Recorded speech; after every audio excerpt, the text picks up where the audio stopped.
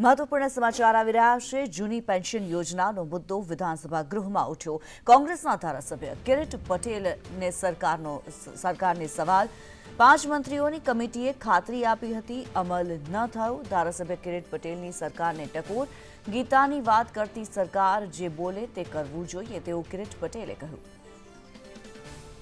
હિરેન રાવલ વધુ વિગતો જણાવી રહ્યા છે। હિરેન, જે પ્રમાણે ધારાસભ્ય કિરીટ પટેલ દ્વારા સવાલ ઉઠાવવામાં આવ્યો છે, જૂની પેન્શન યોજનાનો મુદ્દો ઉઠાવવામાં આવ્યો છે, શું માહિતી?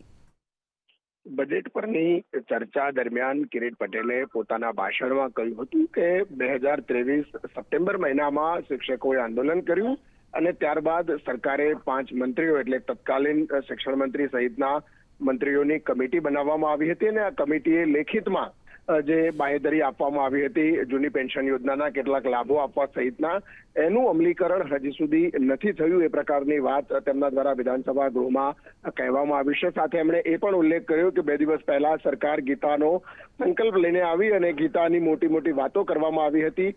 ગીતામાં પણ કહેવાયું છે કે જે કહેવામાં આવે છે તે કરવામાં આવે છે, પરંતુ આ સરકાર જે કહે છે તે નથી કરતી, એનું આના પરથી ફલિત થાય છે। જે બાંહેધરી ગત સપ્ટેમ્બર મહિનામાં આપવામાં આવી હતી એનું હજી સુધી કોઈ અમલીકરણ નથી થયું। જી ધન્યવાદ હિરેન આ માહિતી માટે।